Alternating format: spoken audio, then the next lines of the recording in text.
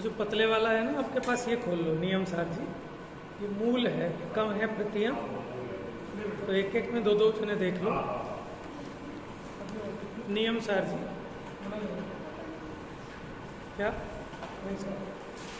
नमो वरिहंताणं नमो सिद्धाणं नमो आयरीयाणं नमो वज्रायाणं नमो सव्यसाहुनम। मंगलाचरण देखिए, इसी में नंबर 1 पेज है, पतले वाले में देख लो। त्वयि सति परमात्मन् माद्रशान्मोहमुग्धान् कथम तनुभशत्वान् बुद्धिकेशान्यजेहम्। यही है। सुगत मगधरम वा वागधीशं जिनं शिवं वा जित भवमभिवन्दे भासुरं श्रीजिनं वा। Page number 2। वाचं वाच्यमीन्द्राणां वक्त्रवारिजवाहनं वन्दे नयद्वयायत् वाच्य सर्वस्वपद्धतिम्। अब आइए गाथा। गाथा नंबर 1 पेज नंबर 4 है पतले वाली प्रति में, क्योंकि बीच में कलश है, उसके बाद गाथा नंबर 1 है। गाथा पता है ना, प्राकृत में लिखी होती है, नहीं मिला? पढ़िए गाथा। ये मंगलाचरण की गाथा है नियम सार जी की। नमियूण जिणम वीरम अनंत वर्णान दंसन सहावम बोच्छामिनियम सारम केवली सुध केवली भणिदम। अब हम नियम सार जी में अभी सिर्फ गाथाओं का स्वाध्याय देखेंगे, 2 दिन 3 दिन जो है। अभी कलश को छोड़ते हुए चलते हैं, कलश का फिर कभी देखेंगे। हम ये सोच रहे हैं कि 15 गाथाएं हो जाएं अपनी, क्योंकि 15 गाथाओं तक कुछ कारण शुद्ध पर्याय का भी विषय है और जीव के उपयोग के भेद क्या क्या हैं, कारण उपयोग, कार्य उपयोग, ये विषय भी आ जाएगा। तो नियम सार जी 5 परमागमों में से एक परमागम है और इसे अध्यात्म का शिरमोर माना जाता है। यद्यपि प्रचलन में समय सार जी अधिक है। ये मुड्डा ले मेरे वाला, ये रहा मुड्डा। तो अपनी जो दिन प्रतिदिन की स्वाध्याय होती है उसमें समय सार अधिकतर सभी जगह बहुत ज़्यादा प्रचलित है, ठीक है ना, पॉपुलर है, क्योंकि भेद विज्ञान की मुख्यता से कथन है। नियम सार कम चलता है, ठीक है ना, क्योंकि थोड़े से ज़्यादा अध्यात्म टीका है इसकी पदम प्रमलधारी देव की। लिखा तो है कुंदकुंदाचार्य ने, जो मूल गाथाएं हैं वो कुंदकुंदाचार्य ने लिखी, और कुंदकुंदाचार्य की गाथाओं के ऊपर पद्म प्रभ मल्लधारी देव ने, क्या नाम है? पद्म प्रभ मल्लधारी, ठीक है, देव उपाधि, पद्म प्रभ मल्लधारी देव। मल्ल माने क्या होता है? पहलवान। मल्ल माने होते हैं पहलवान। और पद्म प्रभ तो आपको पता ही है, छठे तीर्थंकर का नाम भी पद्म प्रभ है। पद्म माने क्या होता है? पद्म माने होता है कमल। पद्म माने कमल, ठीक है। तो पद्म प्रमलधारी देव की बहुत ही आध्यात्मिक टीका है इसमें, माने ये जो नियम सार जी ग्रंथ है इसके वक्ता भी बहुत थोड़े हैं, गिने चुने हैं। जैसे संध्या बहन जी हैं, वो नियम सार जी को ही मुख्य पने लेती है, ठीक है। तो थोड़ा सा भाषा शैली थोड़ी सी इसकी गूढ़ है और इसका अर्थ भी थोड़ा गूढ़ है, इसलिए उतना नहीं चलता। लेकिन गाथा गाथाओं से देखेंगे अभी। Page number 4। अच्छा, दूसरी एक जो ये वाली टीका है, ये डॉक्टर हुकमचंद भारिल जी ने थोड़ा सा इसको सरल करके ठीक है, इम्पोर्टेंट बात लेके एक सार रूप में, जैसे अनुशीलन में तो क्या होता है कि बहुत विस्तार होता है, इसमें विस्तार ज़्यादा नहीं है, थोड़ा विस्तार है कि जो अपने आप से पढ़ के आदमी मोटा मोटा थोड़ा समझ सके, उसके लिए मोटी टीका है। ये ज्ञायक भाव प्रबोधनी के नाम से टीका है शायद। और जो हम ये ले रहे हैं मूल नियम सार है। देखो पहली गाथा, इसकी हिंदी अनुवाद भी पढ़ते हैं सबसे नीचे, पद्यानुवाद।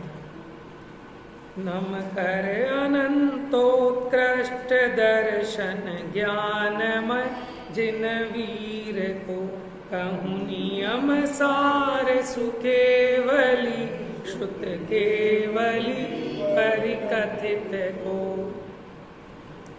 मंगलाचरण की गाथा है पहले। क्या कहते हैं? नमीऊण।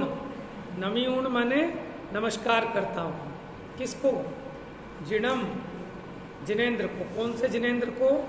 वीर जिनेंद्र को। वीर माने भगवान महावीर। और अगर थोड़ा सा और गहराई से देखेंगे व्याकरण के हिसाब से, तो वीर में 2400 तीर्थंकर आ जाते हैं। कैसे?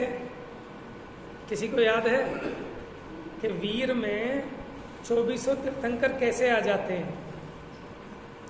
देखो का गा पढ़ते हैं ना, ऐसे य र ल व। तो या है पहला वर्ण, रा है दूसरा वर्ण, ला है तीसरा और वा है चौथा वर्ण। ठीक है। और एक नियम है अंक का नाम वाम तो गति, के जो अंक होते हैं उनकी बाईं तरफ से गति होती है। कभी भी आप टोटल लगाते हैं इकाई दहाई सैकड़ा, कहाँ से लिखते हैं? बाईं तरफ से ना। ठीक है। देखो जो हिंदी आदि की लिपि है वो कैसे लिखी जाती है? बाएं से दाएं। ठीक है।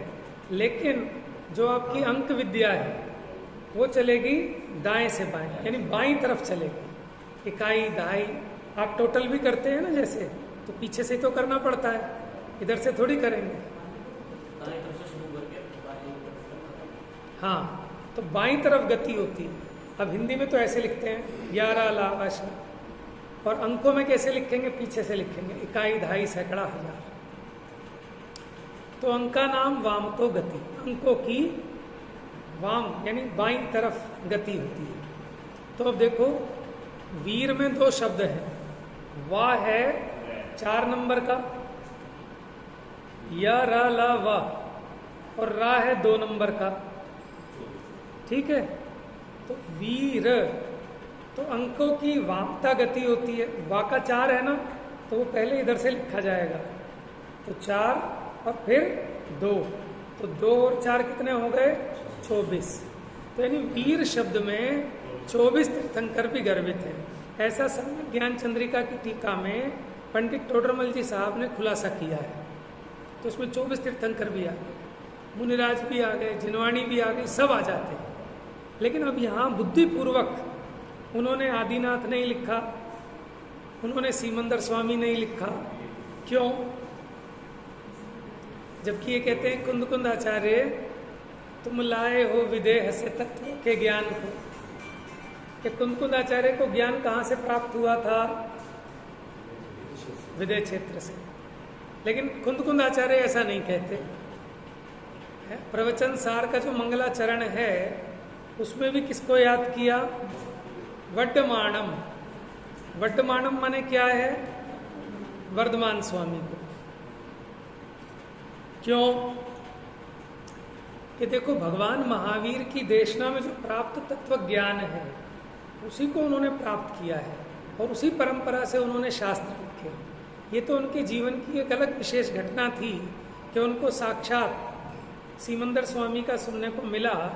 लेकिन ऐसा थोड़ी है कि जो बात भगवान महावीर की वाणी में नहीं आई थी वो उन्हें वहाँ मिली, कि समस्त तीर्थंकरों की देशना में वही तत्व ज्ञान आता है ना, कोई अलग से तो आता नहीं। लेकिन ये तो हम बहुमान में कोई विशेष घटना हमें विशेष रोमांचित करती है, इसलिए हम विशेष रूप से ऐसा कहते हैं कि कुंद कुंद आचार्य को वहाँ से ज्ञान प्राप्त हुआ और फिर उन्होंने यहाँ से आकर ये परमागम की रचना की।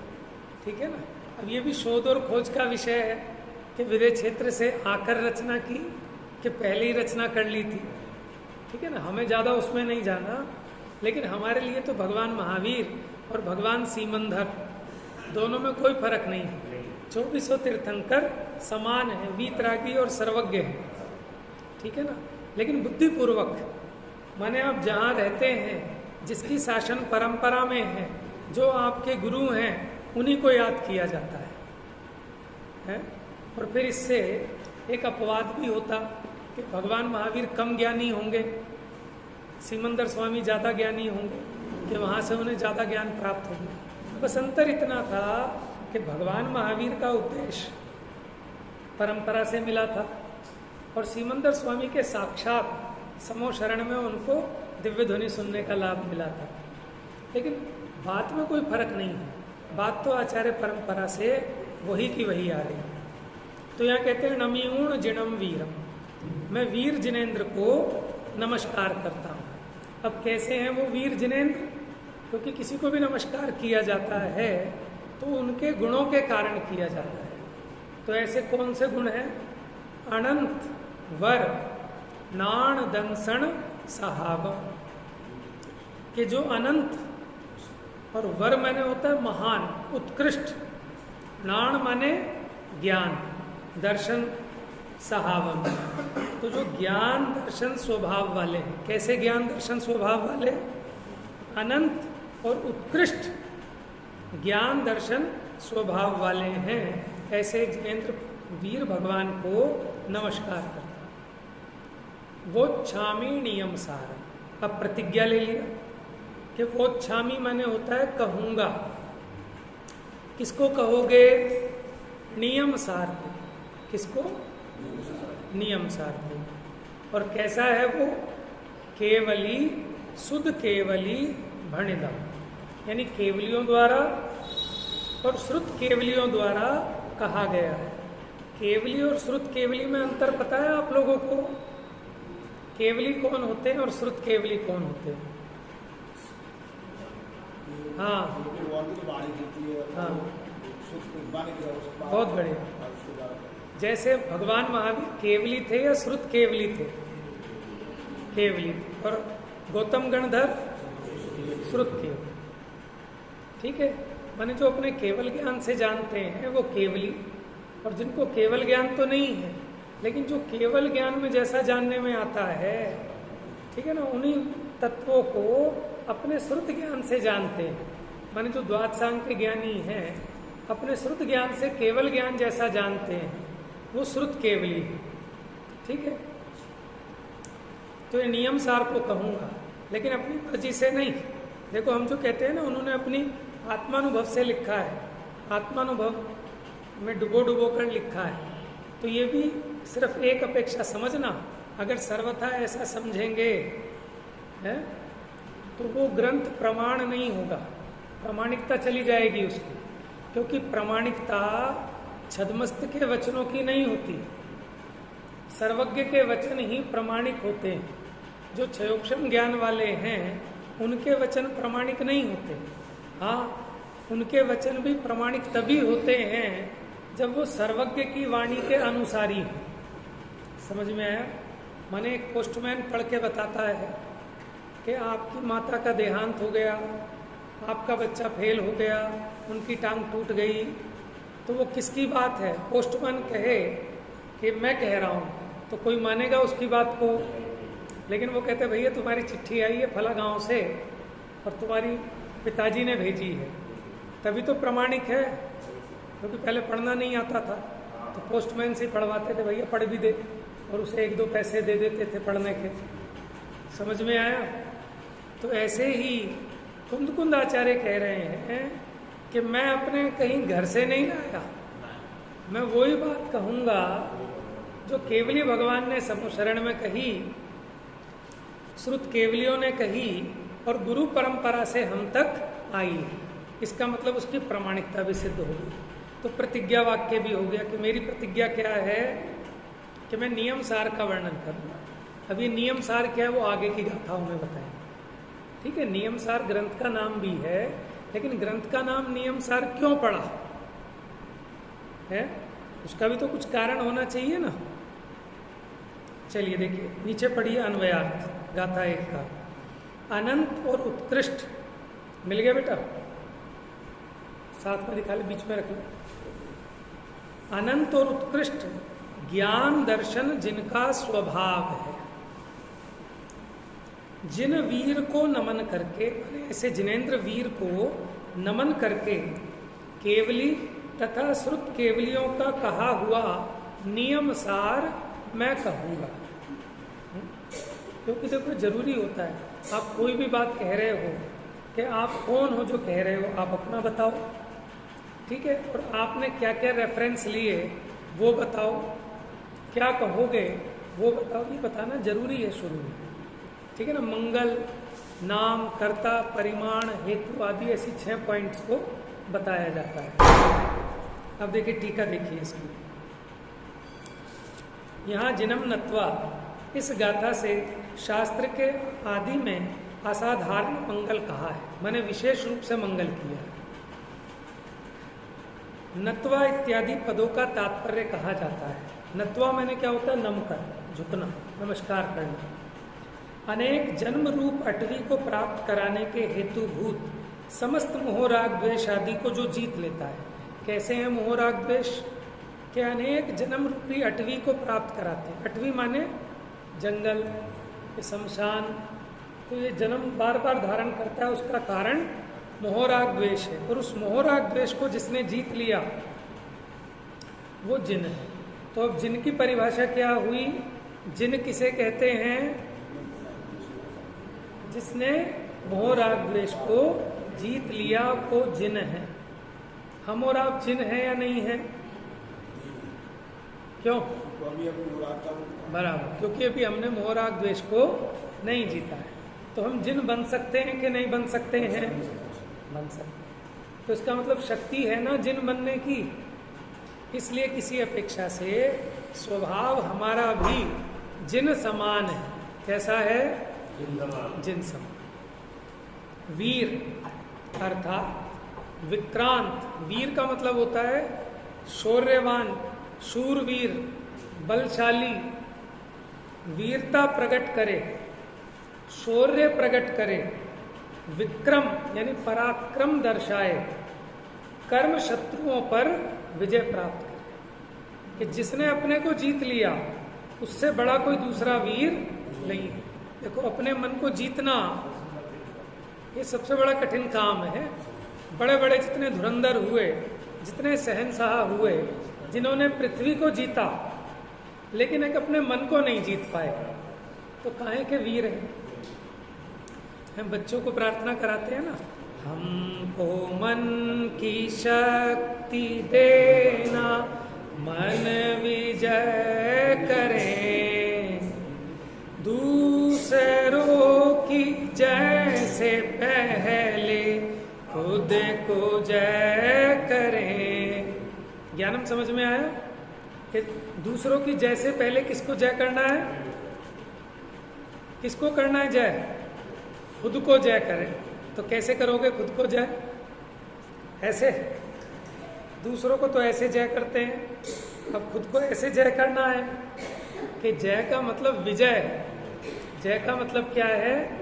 विजय, जीतना। ये तो नमस्कार, इसका मतलब जय नहीं है। इसका मतलब क्या होता है कि आपने जीत लिया है, इसलिए हम आपको नमस्कार कर रहे हैं कि हम भी जीत लें। तो काय से कर रहे हैं? हाँ, काय से कर रहे हैं। और मन में भावना क्या है कि हे भगवान, जैसे आपने अपने शत्रु को जीता ऐसे मैं भी अपने शत्रु को जीतूं। समझ में आया? तो जय माने विजय, जय माने जीतना। तो जिसने कर्म शत्रुओं को जीता माने अपने मोह राग द्वेष को जीता। जिनेन्द्र भगवान जयवंत हों और वो हमेशा जयवंत रहेंगे क्योंकि वो विजेता है। समझ में? उन्होंने जीत लिया है। तो वह वीर है।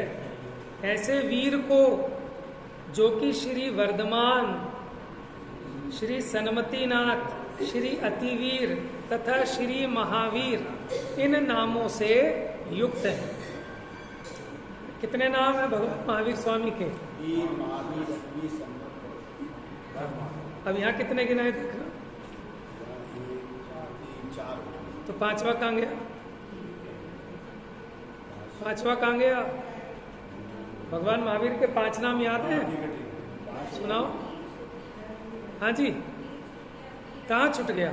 वो कह रहे हैं जो वीर है ना, पहले ही कह दिया उनको, पहले कह दिया जो वीर हैं ऐसे वीर को सबसे पहले लिखा ना वीर, फिर बाकी के 4 नाम गिना दिए। उन वीर के ये 4 नाम और हैं, तो 4 और 1 5 तो हो गए। ठीक है, और देखो इन नाम भी कैसे हैं। वर्धमान, वर्धमान मैंने होता है जो बड़े हों, जैसे वृद्ध जो बना है, वृद्ध का मतलब होता है जो बड़ा हो, माने ज्ञान में बड़ा, वैराग्य में बड़ा। तो एक जो 8 साल के मुनि दीक्षा लेके गए, वो बालक हैं कि वृद्ध हैं? वृद्ध है, ज्ञान वृद्ध है, वैराग्य वृद्ध है। समझ में आया? एक 90 साल का व्यक्ति भी बालक है, क्योंकि उसका मन ऐसा चंचल है। सन्मति, सन्मति मैंने होता है सतमति, सच्ची मति।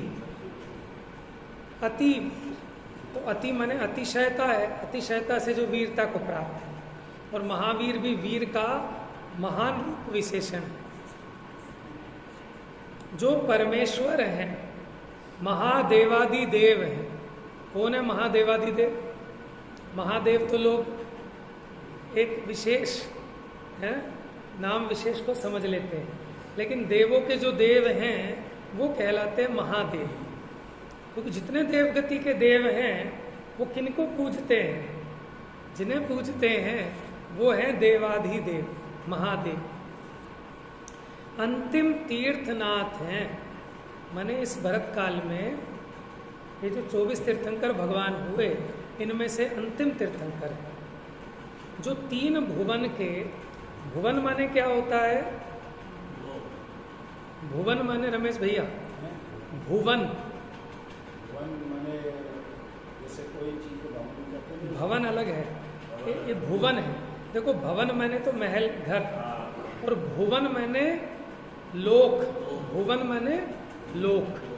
त्रिभुवन कहते हैं ना, त्रिभुवन नाथ, त्रि माने 3, भुवन माने तीनों लोकों के नाथ, वो कहलाते त्रिभुवन, भुवन। अब तो लोग नाम नहीं रखते ना ऐसा, पहले पुराने लोगों का नाम मिलता होगा, त्रिभुवन, त्रिभुवन प्रसाद, त्रिलोकी, त्रिलोकचंद, ये सब भगवान के नाम हैं। समझ में आया? देखो त्रिलोक और त्रिलोकी दोनों में अंतर है कुछ? क्या अंतर है? त्रिलोक, त्रिलोक माने 3 लोग, हाँ, और त्रिलोकी मैंने तीनों लोगों का जो मालिक है, त्रिलोकी स्वामी है। जैसे धन और धनी, धनी कौन? धन का मालिक। क्यों ज्ञानम? त्रिलोकी समझ में आया? कौन है त्रिलोकी? यहां इस गाथा के हिसाब से त्रिलोकी में किसकी बात हो रही है मुख्य से? भगवान महावीर स्वामी। ठीक है, देखो किताब। 3 भुवन के सचराचर, सचराचर माने चर और अचर, माने कुछ स्थित हैं, कुछ गतिमान हैं। द्रव्य गुण पर्याय से कहे जाने वाले समय को, समय माने क्या? समय माने खाली आत्मा नहीं, समय माने पदार्थ, समय माने वस्तु, समय माने द्रव्य।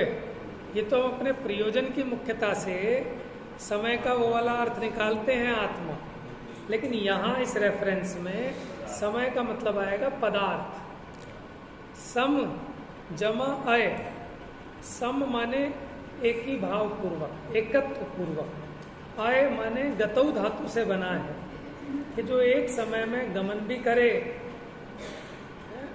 अब गमन के 2 अर्थ हैं। गमन का अर्थ, गम धातु का अर्थ जानना भी होता है, और गम धातु का अर्थ परिणमना है, गमन करना भी होता है।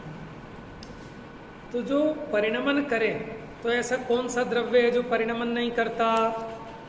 सभी द्रव्य परिणमन करते हैं, तो यानी सभी द्रव्य आ गए। और दूसरा अर्थ निकाले हैं तो गम धातु का अर्थ जानना भी होता है, तो जो एक ही समय में जाने भी और परिणमन भी करे, तो ऐसा भी समय का अर्थ है। दोनों अर्थ किए समय सार जी में। तो यहाँ समय का मतलब समस्त द्रव्य, तो उनको जानने देखने में समर्थ ऐसे सकल विमल।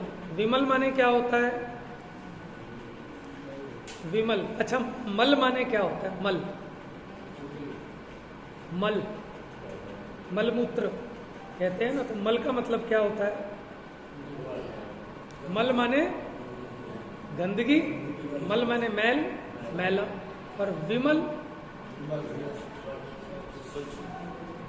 कि विमल का मतलब विशेष मल नहीं होना चाहिए। हाँ, तो वी का मतलब सब जगह विशेष नहीं होता, वी का मतलब विपरीत भी होता है कि मल से विपरीत। वी का मतलब रहित भी होता है, तो मल से रहित वो विमल। कैसे विमल? सकल, पूरी तरह विमल, सर्वथा निर्मल, केवल ज्ञान दर्शन से युक्त हैं। उन्हें नमन करके कहता हूँ। क्या कहता हूँ? क्या कहता हूँ? देखो किताब में क्या कहता हूँ।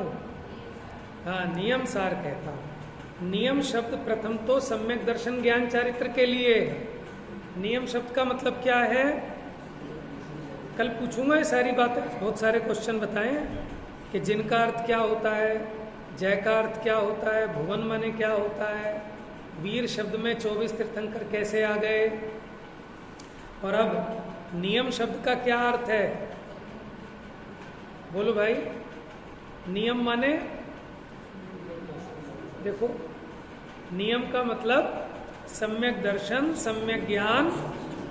ये तो हमने नया अर्थ सुना है नियम का, कि मूल अर्थ तो यही है। नियम माने तो नियम से करने योग्य है। तो नियम से करने योग्य क्या है? देखो, नियम से कल्याण करने योग्य है। नियम से क्या करने योग्य है? कल्याण करने योग्य। और कल्याण किससे होता है? सम्यक दर्शन, सम्यक ज्ञान, क्योंकि कल्याण तो मोक्ष को कहते हैं, और मोक्ष का कारण सम्यक दर्शन, सम्यक ज्ञान, सम्यक चारित्र। तो इसलिए नियम क्या है? सम्यक दर्शन, सम्यक ज्ञान, सम्यक चारित्र, ये नियम है। नियम सार माने नियम का सार, माने वो सम्यक दर्शन, सम्यक ज्ञान, सम्यक चारित्र, ये जो नियम है इसका सार कहेंगे। ऐसा कहकर शुद्ध रत्नत्रय का स्वरूप कहा। किसका स्वरूप कहा? शुद्ध रत्नत्रय का। सार शब्द किस लिए आता है? तीन भुवन में सार। सार मैंने होता है उसका असली मर्म, उसका असली रहस्य। जैसे आप दूध को खूब तपाते हैं, पकाते हैं, तो क्या निकलता है उसका? माने असली जो माल है, सार, जो घी निकलेगा वो सार है। तो ऐसे नियम का सार बताएंगे यहाँ पर।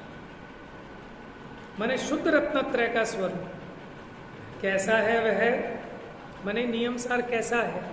केवलियों तथा श्रुत केवलियों ने कहा हुआ है। देखो, यही बात समझने की है और सीखने की, प्रेरणा लेने की भी है कि इतने बड़े से बड़े दिग्गज धुरंधर आचार्य, वो ये कहते हैं मैं कुछ नहीं हूँ, जो कुछ भी कहूँगा कॉपी करूँगा बस, कि जो कहा है आचार्यों ने वही कहूँगा।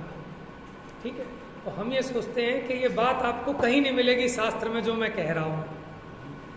तो भैया शास्त्र में अगर कहीं नहीं मिलेगी तो फिर वो तो जिनवाणी से बाहर हो गई। अब आदमी सोचता है कि इसमें मेरी और महानता हो गई, कि ये मैं हूँ जो मैं निकाल के लाया हूँ इतनी गहरी बात, कि भैया वो जैन मत में मान्य नहीं है। ठीक है, आगम तीजा नयन बताया, और जो चार बातें कही हैं स्वानुभव तो चौथे नंबर पे है। पहले आगम का सेवन, फिर युक्ति का अवलंबन, फिर पर अपर गुरुओं का उपदेश, और फिर स्वानुभव है। अगर तुम पहले नंबर पे अपने मन से, अपने अनुभव से करोगे तो तुम्हारी तो बुद्धि वैसे ही उल्टी है, तुम तो उल्टा ही मानोगे अपने मन से, है? आपका अनुभव आज्ञा से प्रमाण होना चाहिए। अच्छा, किसी सुअर से पूछो कि तू बता 3 लोक में सारभूत क्या है, तू अपने अनुभव से बता। समझ में आया? किसी सुअर से पूछो तो भाई तू बता 3 लोक में सबसे बढ़िया इष्ट वस्तु जो तुझे चाहिए, बस ये बता। क्या बताएगा? कीचड़ बताएगा, मैल बताएगा। कीचड़ से भी बुरी चीज है, समझ लो आप, है? हाँ, विष्ठा। समझ में आया? तो वो कह रहा है भैया तू कहाँ से बता रहा है? कहेगा मैं अपनी अनुभूति से बता रहा हूँ। तो अब सही मान लोगे क्या उस बात को? जो 5 इंद्रिय के लोभी विषय भोगी जीव हैं, उनसे पूछो कि ईमानदारी से बता क्या चाहिए, आनंद किस चीज में? तो भैया एक टीवी लगा दो, उसमें एक फिल्म लगा दो, एसी चला दो, एक कोल्ड ड्रिंक रख दो, बढ़िया सा बिस्तर दे दो और खाना पीना रख दो। ठीक है, शराब पीने वाले से पूछो तो उसकी अनुभूति ये कहेगी कि बस यही है सब 3 लोक का सार, इसके अलावा कहीं कुछ नहीं है। अब आप बताओ, अब अगर हर व्यक्ति ये कहे कि मैं अपनी अनुभूति से कह रहा हूँ, तो भैया तेरी अनुभूति की कोई कीमत नहीं है अगर वो सर्वज्ञ भगवान के आगम के हिसाब से नहीं। अब तुम अपनी भले ही अनुभूति से कहो या ना कहो, लेकिन आगम के हिसाब से कहो तो मान्य है। बात समझ में आई? स्वानुभव तो इसलिए कहा कि अब तू भीतर में विचार के देख कि ऐसा ही है कि नहीं है। जैसे हम कहें कि क्रोध दुख रूप है और शांति क्षमा सुख रूप है, कि पहले तो आगम ऐसा कहता है, फिर युक्ति से विचार के देखो कि जब आदमी को क्रोध आता है तभी हार्ट अटैक आ जाता है, और जो प्रसन्न रहता है उसके बीपी शुगर सब ठीक हो जाते हैं। युक्ति से देखो ना। फिर जो आपके परंपरा गुरु, उनसे क्या उपदेश मिला है आपको? घर के बड़े बुजुर्ग भी ये कहते भैया झगड़ा मत करना किसी से, भैया गुस्सा मत करना, भैया शांति रखो, हैं? आप स्वानुभव देख लो, जब आपको गुस्सा आता है तब मज़ा आता है, या जिस समय आपके परिणाम शांत हैं, जैसे आप जिनवाणी सुन रहे हो या पूजा कर रहे हो, जिस समय आपके परिणाम क्षमा रूप हैं, शांत रूप हैं, उस समय आनंद है, या जिस समय क्रोध हो रहा है उस समय आनंद है। तो ये स्वानुभव से प्रमाण है। तो ये स्वानुभव तब सच्चा स्वानुभव है। तो कुंद आचार्य देव कहते हैं ये नियम सार कहूँगा, लेकिन कैसा है नियम सार? केवलियों तथा श्रुत केवलियों द्वारा कहा हुआ है, कि मैं कोई अपने घर की बात नहीं ला रहा। केवली सकल प्रत्यक्ष ज्ञान के धारण करने वाले। सकल प्रत्यक्ष क्या है? देखो 2 प्रकार के ज्ञान है, प्रत्यक्ष और परोक्ष। प्रत्यक्ष माने बिना इंद्रियों की सहायता के, बिना मन की सहायता के, बिना प्रकाश की सहायता के, डायरेक्ट आत्मा के प्रदेशों से जो जानना होता है वो कहलाता है सकल प्रत्यक्ष। और परोक्ष क्या है? इंद्रिय और मन के निमित्त से जो जानना है वो परोक्ष है। आप ये बताओ, हम परोक्ष जानते हैं कि प्रत्यक्ष जानते हैं?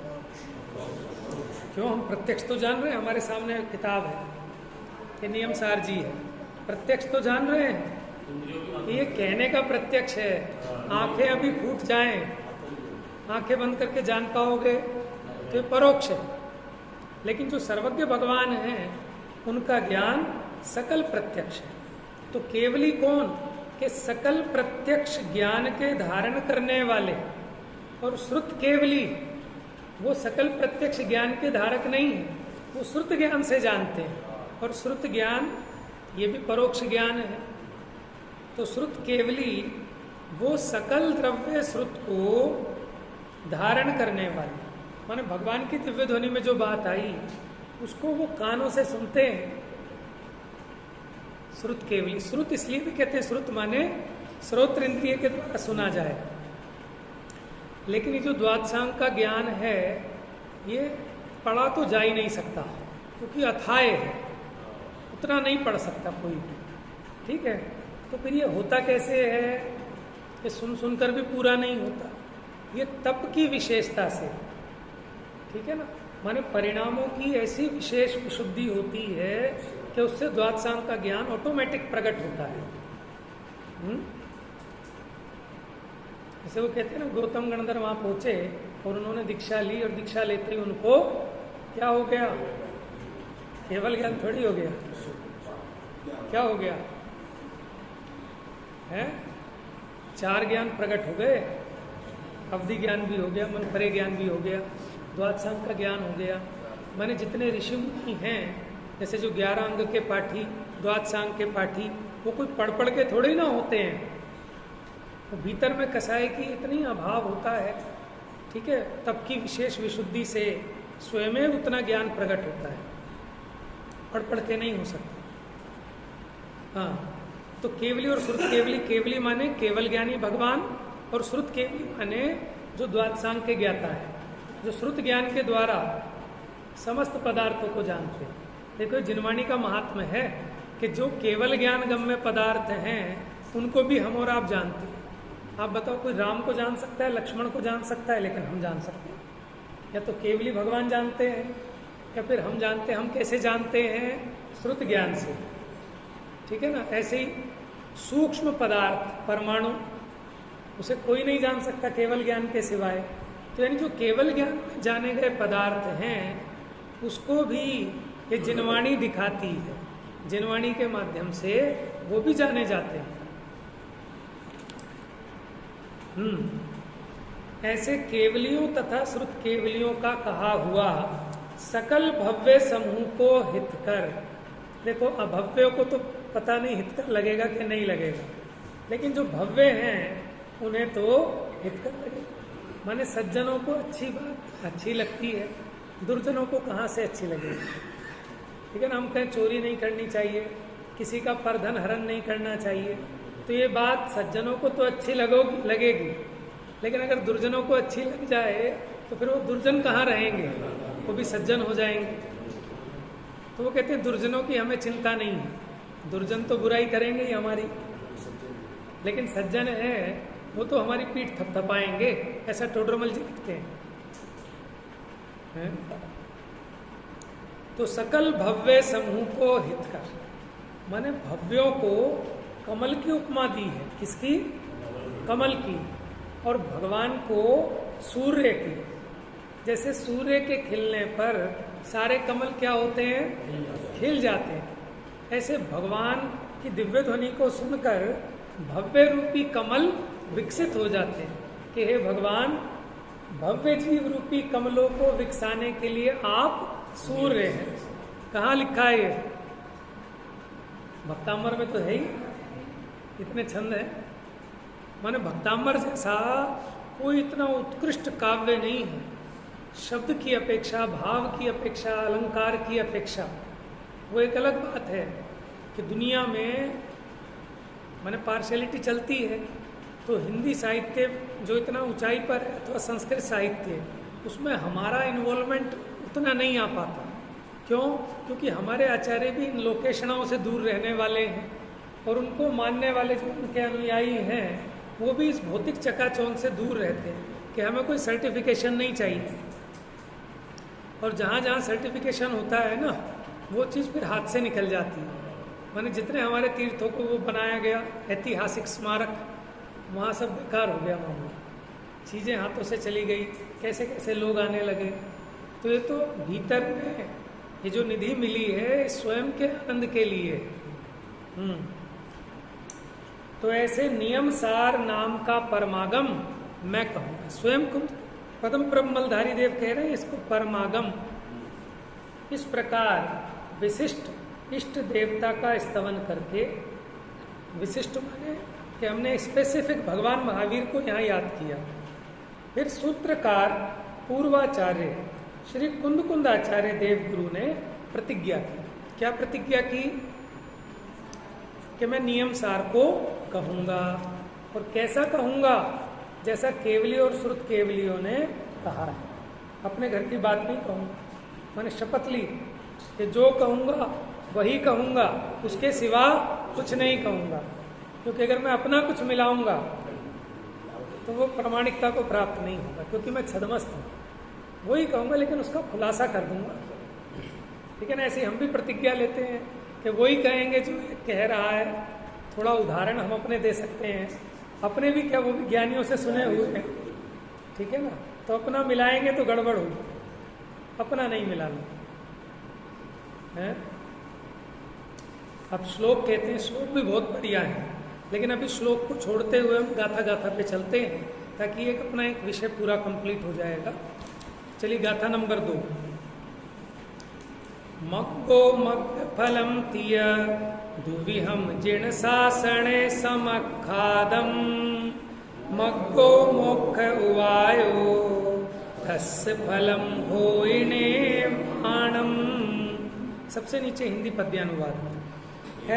मार्ग का अरु मार्ग फल का कथन जिन शासन विषय है। मार्ग मोक्ष उपाय अरु निर्वाण उसका।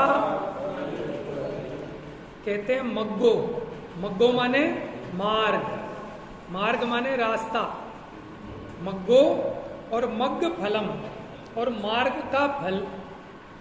सब आप इस मार्ग पे जाओ कि क्या होगा इस मार्ग पे जाने पे, कि आपको खजाना मिलेगा, कि वहां निधि मिलेगी। अच्छा, तो हम जाएंगे इसमें, है ना। तो मग्गो और मग्ग फलम, ये अगला क्वेश्चन है कि जिन शासन में मार्ग और मार्ग फल, ऐसे 2 प्रकार का जिन शासन में कथन किया गया कि 2 ही चीजों में सब कुछ आ गया, कि एक तो मोक्ष और दूसरा मोक्ष का मार्ग, एक सुख और एक सुखी होने का उपाय। इसमें सारी जिनवाणी का सार आ गया, कुछ नहीं बचा। क्या चाहिए जी को? सुख चाहिए, और सुख का कारण क्या है, वो मिल जाएगा तो सुख मिल जाएगा। याद हो गया। तो जिन शासन में 2 प्रकार का कथन है, कौन कौन सा? मार्ग और मार्ग फल। ज्ञानम, 2 प्रकार का कथन कौन सा है? हाँ, मार्ग और मार्ग फल। मार्ग फल, उसको मुक्ति भी कह सकते हैं। बिल्कुल कह सकते हैं। मार्ग का फल मुक्ति है, और मार्ग क्या है? सम्यक दर्शन ज्ञान चारित्राणी मुक्ति मार्ग है। तो यानी सम्यक दर्शन ज्ञान चारित्र और उसके फल, उसका कथन। जिन शासन में 2 प्रकार का कथन है। जिन शासन समखादम माने समाख्यात किया गया, कहा गया है। मग्गो मोक्ष उवायो तस् फलम होई निर्वाणम। देखो मग्गो, मग्गो क्या है? मोक्ष उवायम, मोक्ष का उपाय, वो मार्ग है। मार्ग क्या है? मोक्ष का उपाय माने मोक्ष का कारण, मोक्ष का साधन, वो है मग्गो। मग्गो माने मार्ग। तस्य फलम होए निर्वाणम, और उस मार्ग का फल क्या है? निर्वाणम। निर्वाणम माने निर्वाण। देखिए, मार्ग और मार्ग फल, ऐसे 2 प्रकार का जिन शासन में कथन किया गया है। देखो, अन्य मतों में मुक्ति तो बताई, सब कहते हैं कैसा मुक्ति हो जाए, मुक्ति चाहिए, लेकिन मुक्ति का यथार्थ मार्ग क्या है वो भी तो बताओ। तो ये तो कहे साहब करोड़पति में आनंद है, लेकिन करोड़पति बने कैसे, तो बताओ। समझ में आए? तो वो जरूरी है। तो इसलिए आप ये तो बता रहे हो कि मुक्ति है, यहाँ ऐसे नहीं चल रही। यहाँ कैसे कह रहे? मार्ग और इस मार्ग का फल। जिन शासन में तो बताया कि ऐसा करो, ये ऐसा ऐसा करो, कि इसका क्या फल होगा, कि इसका ये होगा। जैसे हम ये कहें कि पाप मत करो, पुण्य करो, ये भी एक मार्ग है। तो इसका फल क्या होगा? कि दुख मिटेगा, सुख होगा, जैसा आपको चाहिए। वो तो पुण्य पाप का ही खेल है जो चाहिए लौकिक जीव को, है ना। अनुकूलता रहे, शरीर स्वस्थ चलता रहे, बच्चे बच्चे सब बने रहे। हे भगवान, जैसे आज ये दुकान का ताला खुला, ऐसे ही रोज खुले। शटर उठाते हैं ना, तो 3 बार उठाते कि हे भगवान जैसे आज ये दुकान खुल रही है ऐसे रोज खुले, बंद करते हुए हम भी अड़ोसी पड़ोसी को देखते थे तो हम भी चालू हो गए ऐसे ऐसे। समझ में आया? तो देखा देखी के अज्ञान है जो सीखते हैं सब ग्रहित मिथ्या। और धूप बत्ती लें और जहाँ जहाँ धूप बत्ती मारे, जो माल नहीं बिक रहा वहाँ धूप बत्ती मारे। हाँ, एक दिन अंदर गले के अंदर जहाँ 500 का नोट था उसमें धूप बत्ती मार दी और राख गिर गई। समझ में आया? फायदे के बजाय नुकसान हो गया। नहीं, ये तो स्वानुभव से बोल रहे हैं। किया है, देखा क्या है, हम कोई आपसे अलग थोड़ी है। हम भी देखो सब ऐसे ही हैं, अंतर इतना है। अब हम आज यहाँ बैठ गए, कल आप बैठ जाना, और क्या अंतर। तो देखो ये तो अनुभूत है, क्या ज्ञानता है, उससे कोई मतलब नहीं है। लेकिन ये सब देखा देखी का ज्ञान सीखते हैं। तो यहाँ मार्ग और मार्गफल ऐसे दो प्रकार का जिन शासन में कथन किया है। मार्ग मोक्ष का उपाय है और उसका फल निर्वाण है। अब दो बातें समझ लो, मार्ग क्या है और मार्ग फल क्या है। यानी यह दो बात है, मुक्ति और मुक्ति का उपाय। अब क्वेश्चन पूछ लेता हूं बच्चों से, मुक्ति क्या है, मार्ग है या मार्ग फल है? मार्ग फल, ठीक है। और मोक्ष क्या है?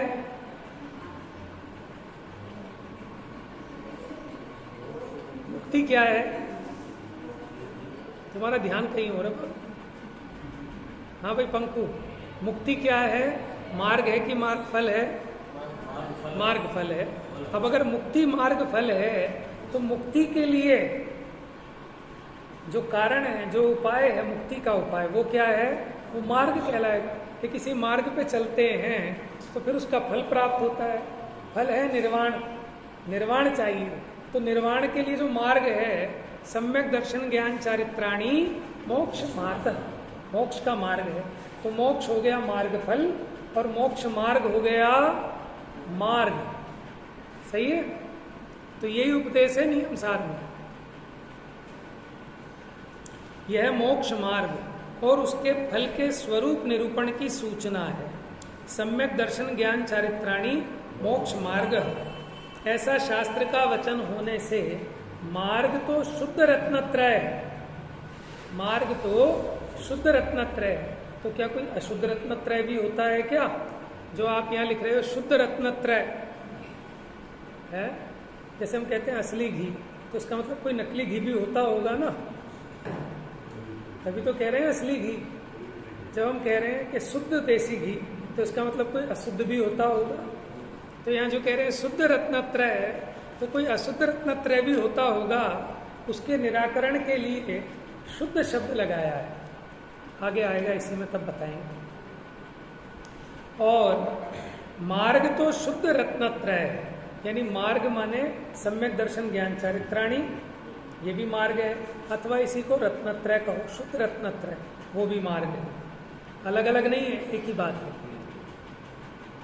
हाँ, और मार्ग फल मुक्ति रूपी रमणी के, अब देखो अलंकारिक शैली है पद्म प्रभ मलधारी देव की, ठीक है ना। और बीच में वो श्रृंगार वाली शैली भी आती है, इसको श्रृंगार रस कहते हैं। लेकिन श्रृंगार रस का रूपक बना के अध्यात्म रस का पोषण है।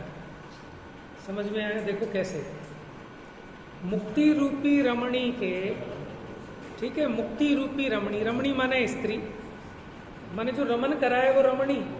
तो मुक्ति रूपी रमणी के विशाल भाल प्रदेश में शोभा अलंकार रूप तिलक बना है। तिलक होता है, ये तो हम नकली लगाते हैं, जो तिलक होता है इसको तिलक कहना नकली है। पुराने समय में चलता होगा एक आभूषण जिसको नाम कहते थे तिलक, माने वो ऐसे यहाँ से टंगा रहता था, यहाँ तिलक की जगह। देखा होगा पुराने लोगों को तो पता होगा, ऐसे लटकाते थे ना कुछ। अभी भी शादी ब्याह में जो दुल्हन होती है वो क्या कहते हैं? टीका। तो टीका और तिलक एक ही तो बात हुई है ना, इसको टीका कहते हैं। तो हम नकली टीका ऐसा लगाते हैं। टीका वो होता है यहाँ से यहाँ तक लगता है और यहाँ आता है सोने का। तो तिलक माने होता है कि जो उत्तम हो वो तिलक होता है।